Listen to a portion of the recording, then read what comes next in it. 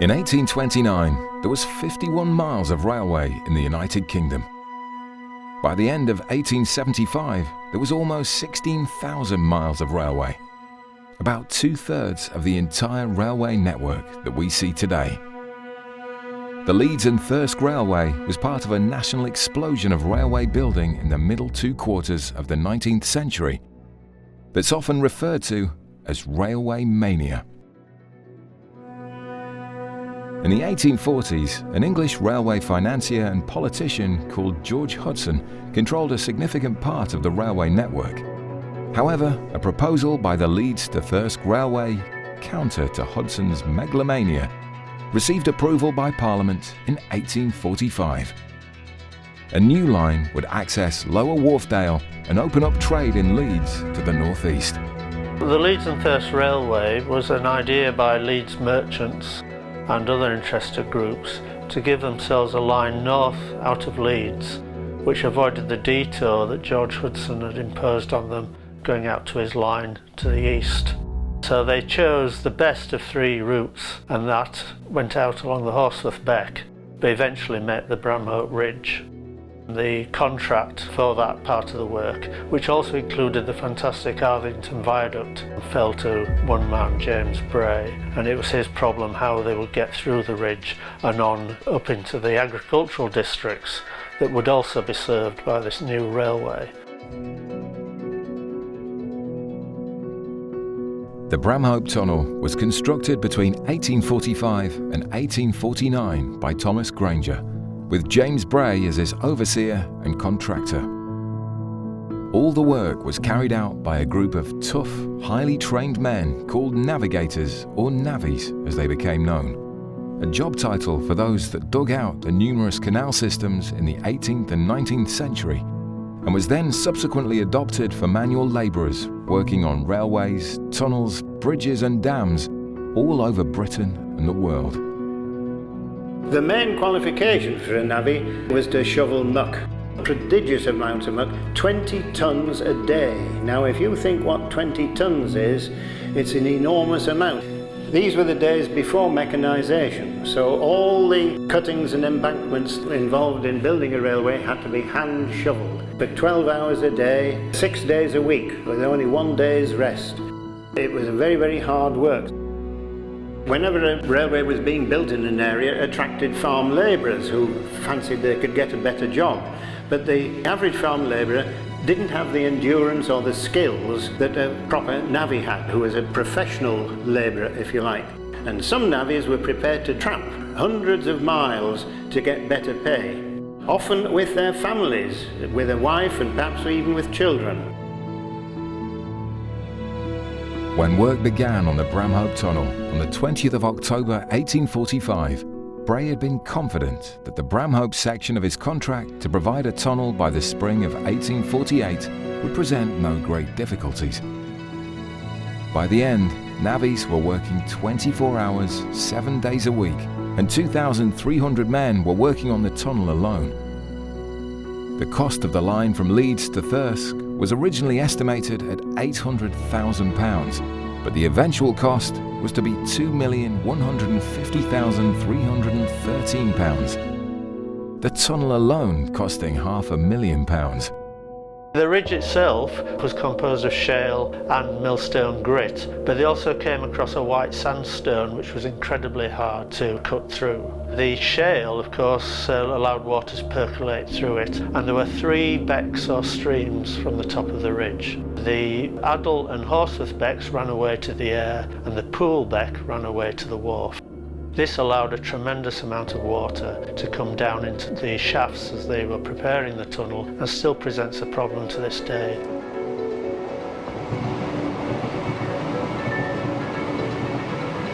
The Bramhope Tunnel was lined in 8-inch thick blocks of stone, with puddle clay and rubble filling in behind. This was then faced with concentric rings of brick. In theory, excavation did not proceed more than 12 feet without extending the lining. The permanent shafts were lined in blockstone with rubble behind. The working shafts were lined in brick, and these were later filled in with rubble and capped off. Well, my great-great-grandfather was called Henry Robinson, and he lived most of his life in Hunslet in South Leeds. And he was a brickmaker.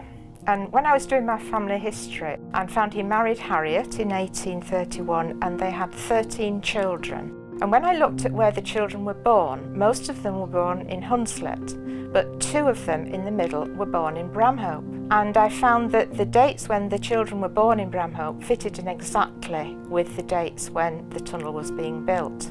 The family moved there in probably the end of 1845. Up to then they'd had 7 children, 4 of whom had died. So 3 children went with them, and I think they probably lived in the camp, in one of the huts, in one of the bothies.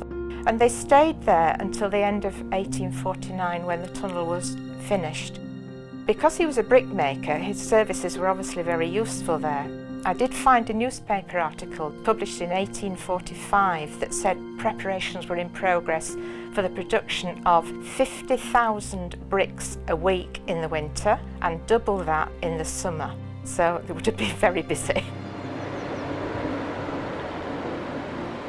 There were between 1,000 to 2,000 people already working on the site by about 1846, and that just increased, so that in all they had about 2,500 men and I think about 400 horses.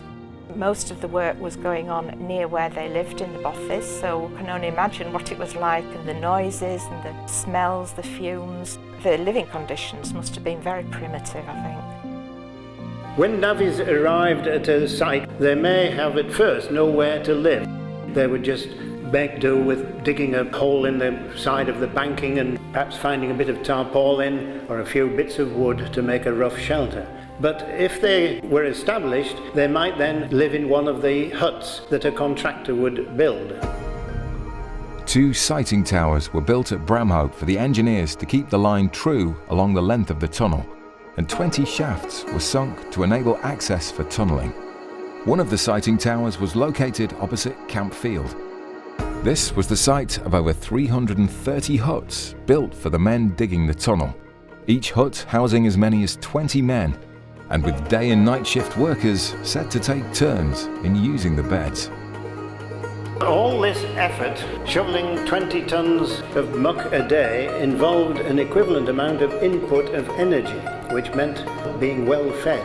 And the average consumption of food for a navvy was about 2 pounds of beef, 2 big loaves of bread, and about 5 quarts of beer per day. After a hard day or night's graft, the navvies would presumably look forward to a big meal, often prepared for him by the lady of the house in the shanty towns where they lived. Old Peg, muttering and spluttering, threw on coals to keep it boiling. Hanging over the copper were several strings, which disappeared into the steaming water. To the top of each string, a bit of wood was attached. "Them," said Peg. "Why, silly lad, this bit of stick has 4 nicks in't. Well, that's Billy Goat's dinner, and he's a bed yonder. Now this, a stick that has 6 nicks in't, is the Divil Redhead's. And this, a stick with 10 nicks, is Happy Jack's. Well, thee knowest, he's got a bit of beef and a cabbage. Redhead's nowt but tatties. He's a gradely brute, is Redhead. Now this sees, I've got a matter of 20 dinners or so to boil each day, which I boils in nets, and if I didna fix them in this road, there'd be such a row as never yet was heard on." People came to work on the Bramhope Tunnel because the wages were high, but they didn't necessarily save that money. Often they spent it on drink, and in fact some of the bothies were turned into drinking dens. So the workmen worked hard, but they also were able to party hard. And places like Otley at a weekend could be inundated with navigators and other workmen. Different gangs were fighting, and there were 1 or 2 notorious stories of such fights.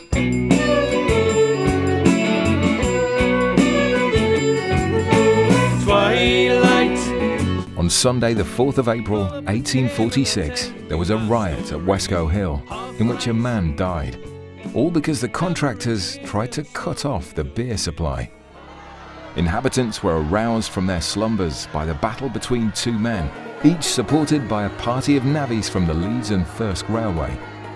This continued for more than an hour. The local newspaper said, The profane language uttered was awful. One resident of Westcote Hill spoke of the horrible noise and reckless cruelty. Another said that the blood flowing in torrents in a field of mown grass reminded her of the account she'd heard of Waterloo. Apparently, the constable residing close by failed to make an appearance.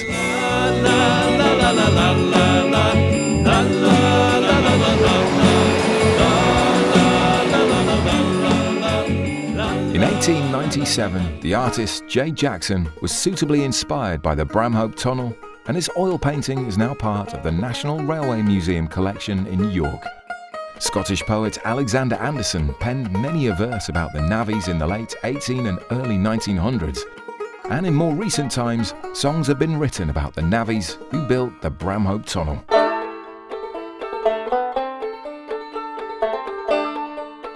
I've been a guitar player all my whole life, but I came to the banjo a lot later. I love this banjo. The monument says to me when I look at it, what kind of day at work that must have been. The very real prospect that you might not come home at the end of the day.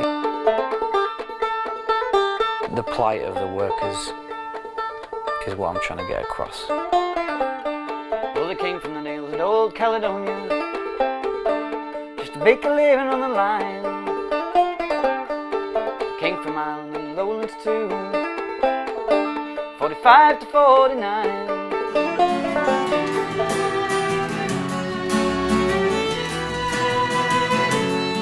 When you're writing a song, you've got to try and capture the mood of the story. We work all day and now we're raising a dance. Until our next week we've a few hours to pass. We hide the demon drink by drinking it dry.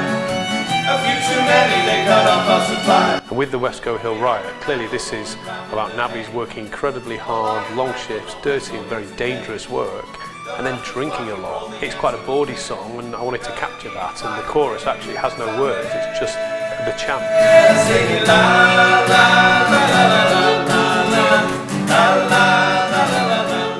Navvies developed their own language, which is very similar in style to the Cockney tradition, sort of rhyming slang. For instance, one navvy might say to another, "Now, Jack, I'm going to get a tiddlywink of a pig's ear, so keep your mince pies on the Billy Gorman." Now, what does that mean? Well, it simply means that he's going to get a drink of beer and wants Jack to keep an eye on the foreman. He might blackbird and thrush his daisy roots and be off on the Frog and Toad, which means he's going to brush his boots and be setting off on the road, in other words, on the tramp. Or a ganger might say to a bricklayer navvy, "Now then, my china plate, out with your cherry ripe, off with your steam packet and set your bark and growler going." Well, that simply means that a china plate was his mate, and cherry ripe was his pipe, the steam packet was his jacket, and the bark and growl is a trowel or shovel. The navvies had their own traditions in many other ways. For instance, they were all just known by their nicknames, their true names sometimes long forgotten. Some of the names were just descriptive, like Tweedlebeak or Primrose, or Fat Buck, or Gunner if he had one eye, or Swilly King Dick. Odd names that they carried throughout their lives. Often the contractor would just have their nickname down in his logbook of pay and never refer to their proper name at all. The workmen often had their own families with them, and so schools were built for the youngsters. On a Sunday they needed churches, and the missions were often involved. Bibles could be had for 10 pence each, and you could get a New Testament for 4 pence. It's said that 600 religious pamphlets were handed out each week, which suggests a high level of literacy amongst the tunnel workers and their families. So, navvies weren't always drunk and disorderly. When I was just a young thing. To accommodate his sick and injured workmen, Bray built a hospital up on the top of Bramhope Ridge. If things were too bad for them to cope with, then they would convey the injured person to Leeds Infirmary. And for that purpose, James Bray bought a sprung cart. That sounds more glamorous than it actually was. It was basically a farm vehicle, but at least it would get them the 10 miles to Leeds, where the doctors and surgeons at Leeds Infirmary could then tend to them. An occupational hazard for those working underground has always been the collapse of some or all of the workings. Manual tunnelling and blasting could easily bring down large sections, and good practice was to have lookouts watching for movement. However, many tunnellers often disregarded this. In his book, The Railway Navvies, Terry Coleman wrote, "Gangs of men, half disciplined, if at all, hacked away at great banks of earth and at sheer cliffs of rock, or blasted out tunnels hundreds of feet below ground. It was a sort of bravado in many of them not to take care. Deaths were expected, and the navvies increased the ever-present hazard by their own recklessness. A contractor said he knew one fellow who would smoke a pipe near an open barrel of gunpowder. Of course, the pressure and financial inducements to work more quickly also induced more risk-taking.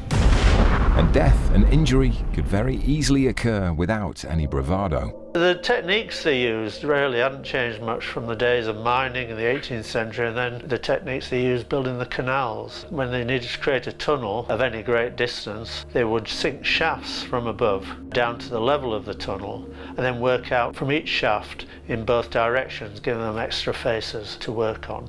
The men were lowered by bucket or platform using originally probably a horse gin, which meant a horse going round in circles, drawing up and letting down the rope with the bucket or platform attached. And it would be very, very dark. They were only lit by candles. And when they got down to the bottom, it'd be noisy, it'd be wet because they had a lot of trouble with water in the tunnel. It wasn't a very safe thing to do, and obviously health and safety wasn't a thing in those days. When they got to the bottom, they stayed there for about 12 hours, breathing in the foul air, because the only fresh air would come down the shafts. As they were tunnelling through the tunnel itself and creating the shafts, vast amounts of spoil were created, which they had to then distribute over the local landscape. The workmen had to use just pickaxes to work their way through the softer rock, but when they started to hit the really hard sandstone, the one modern technique they had was the use of gunpowder. And that was a very imprecise art. In the summer of 1848, a reporter from the Leeds Intelligencer newspaper was lowered into the tunnel to observe the work in progress. At that time, 95 feet of solid rock remained to be excavated between shafts 4 and 5, and it was estimated that 60 men in gangs of 15 working from both shafts and doing 10-hour shifts would still take another 9 weeks to break through, even with the help of gunpowder. Once a gunpowder fuse had been lit, the men setting the unpredictable and imprecise fuse had to be withdrawn up the shaft. No two straw fuses ever burnt quite the same. And not everyone laying a fuse survived. The first man that we know of who died in the tunnel was a man called John Taylor, and he was down shaft 14 on the 16th of January 1846 with a fellow workman. They were laying a fuse, preparing to blast some difficult rock with some gunpowder. Retreated to the bucket, which was drawn up through the shaft. Unfortunately, another bucket was dropped at the same time, and it hit Taylor on the head, knocking him from his own bucket, and he fell to his death down the shaft. Because he fell on the fuse, it prevented the explosion, which meant that they had a body to bury, otherwise he would have been blown to smithereens. The youngest person that died during the building of Bramhope Tunnel and Alvington Viaduct was only 12 years old.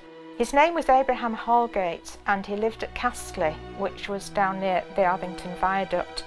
He died on May the 1st, 1847, and he was crushed between two of the wagons and just lived a few hours, I believe. One sad story is of a chap called Gayfor Firth, a 19-year-old labourer from Yeadon. He was working in shaft number 1 when he was hit by a small stone that had fallen 70 feet. He was taken back up to the surface and laid on the ground despite being told to do otherwise, and presumably then went off home and a day later died. So there was an inquest into his death, and you or I might think it was due to delayed concussion, but in fact the coroner said the deceased came to his death from a slight injury received from a blow by a stone falling upon his head, but that death was accelerated by his own misconduct. Even today we're just accepting that sportsmen with head collisions suffer seriously from concussion. Back in the 1840s people didn't recognise that at all. Friend after friend departs. Who have not lost a friend? there is no union of hearts, but finds on earth an end.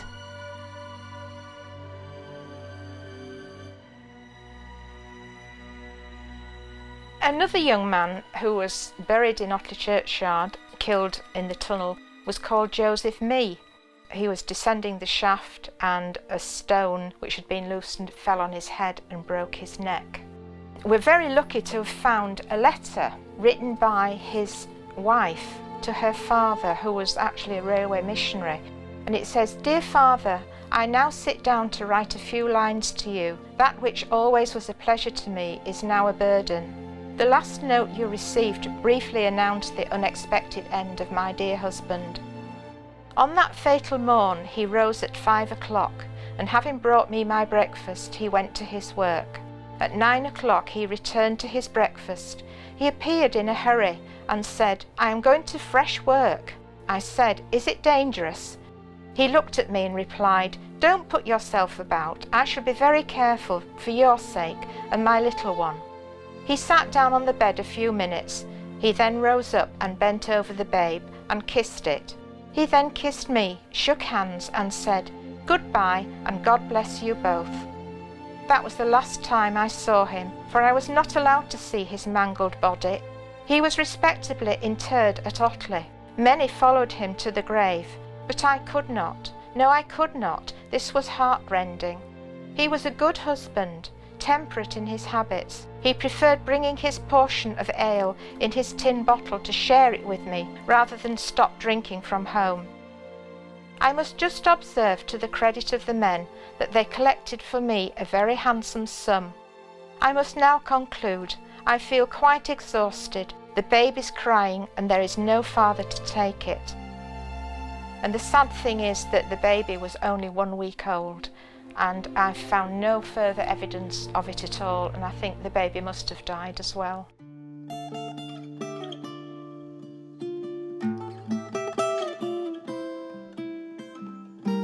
Despite all the deaths that occurred in the building of the Bramhope Tunnel, we've only found so far one gravestone commemorating one of those deaths, and that was of a young man called James Myers. Myers himself was just 22 years old at the time of his death, which was not said to have been due to his own misconduct. The young man was working in shaft number 3 when he was struck by a piece of stone weighing upwards of 2 tons, which fell from the side of the shaft. He smashed his left leg and injured his spine. Despite Dr. Spence, the resident doctor, amputating the leg, we are told under the influence of chloroform, Myers died from his other injuries and from the shock to his system 2 days later, on 14th March 1848. He was buried in the graveyard at Yeadon Wesleyan Methodist Church, and a number of years ago the graveyard was cleared, apart from 2 gravestones, one of which was his, and it's now fastened on the wall of the present Yeadon Methodist Church. And the sad thing is that also on that gravestone is the death of his daughter, who died aged 3, just 3 weeks after James died. He died on 14th April, she died the 3rd of May. Just 3 sad weeks without her dog, the Lord took her away. So Jimmy Myers, we pray for you, and your sweet Harriet, who's sleeping next to you.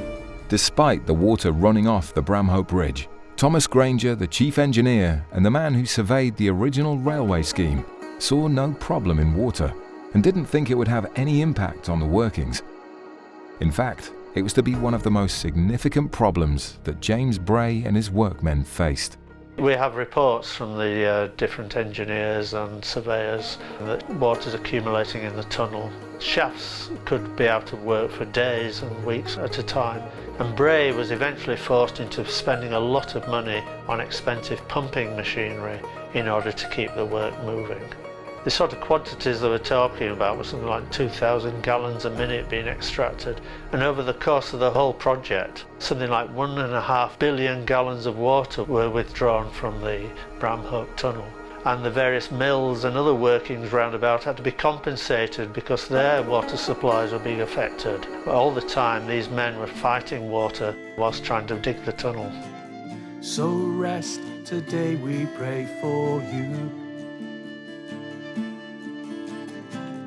God bless, we will not forget you.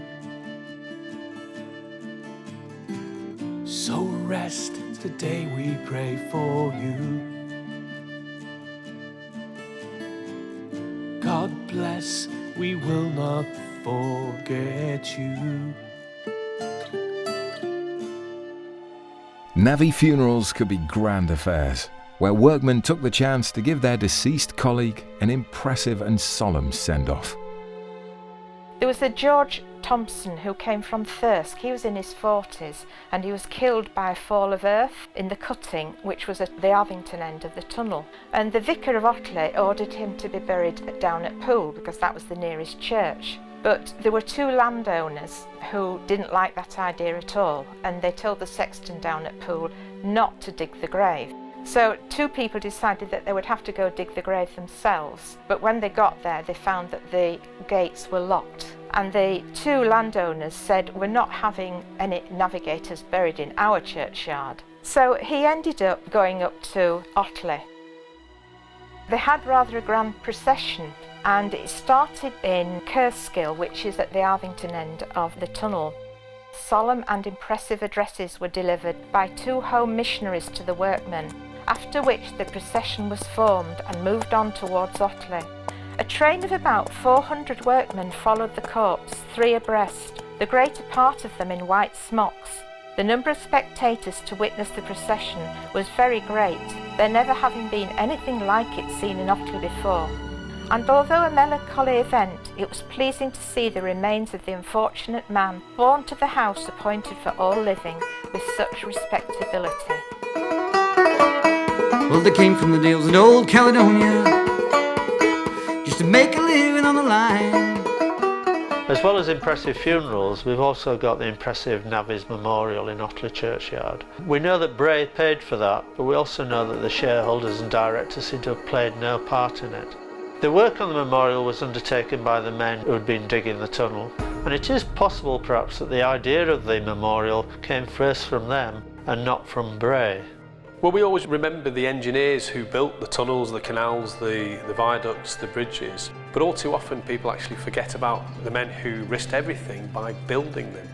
And in the song The West Go Hill Riot, there's a line saying, the Navvies are singing, saying, digging for money and engineers' glory, and it was always the engineers who got that glory. But we do need to remember the Navvies, and that's why it's great that there is a monument to the Navvies in Otley, the only one as far as we know in the country. And it is so important that we keep their memory and their stories alive. Hard life, digging for money and engineers' glory.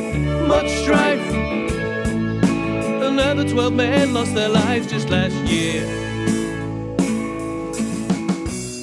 Once completed, the Bramhope Tunnel would measure 2 miles 243 yards long, 25.5 feet wide by 25 feet high. It had a gentle gradient of 1 in 94 from Horsforth down to Arthington. At its deepest point, just to the north of Breary Lane, it's 290 feet below ground. It was one of the longest railway tunnels in the United Kingdom at the time of construction. The company wanted Bray to finish the work by spring 1848, but he was a lot more optimistic than that, saying he could finish it 6 months earlier. In reality, it was the 9th of July 1849 when the tunnel was officially opened. Large sections of the line had been opened some time before that, but thanks to the tunnel, it was now possible for trains to run all the way from Leeds to Thirsk. The tunnel had an inauspicious start. There are tales of it caving in on top of trains, water flooding through the poor linings, and in the 1960s, a train was derailed by a 3-ton icicle. Towards the end of the 19th century, it was completely relined, and in recent times, it's been deepened to accommodate higher modern rolling stock. But today, we find a tunnel that's still in frequent use. Every half an hour, in both directions, there are trains full of people. The era of the Navvies has long since passed. But if they were alive today to see the Bramhope Tunnel still standing and very much in use, they would undoubtedly be very proud.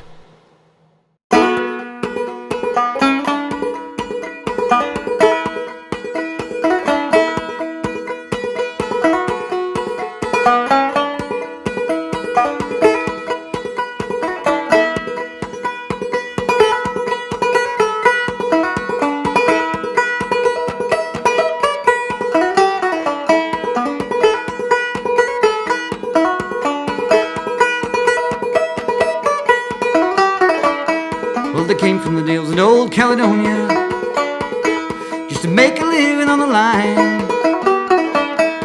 They came from Ireland and the lowlands too, 45 to 49.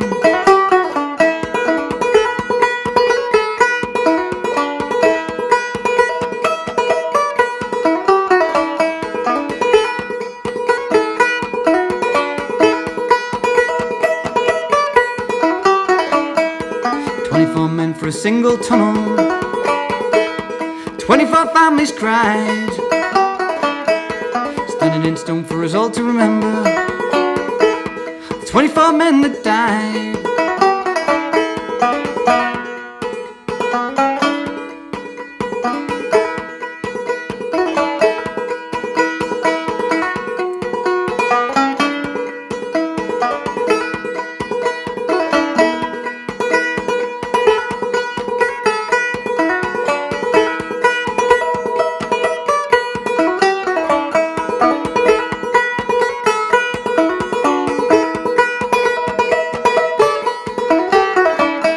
For the men who shove 12 tons a day, stands proud in an old churchyard, from a time when a day's work just might kill you, from a time when living was hard.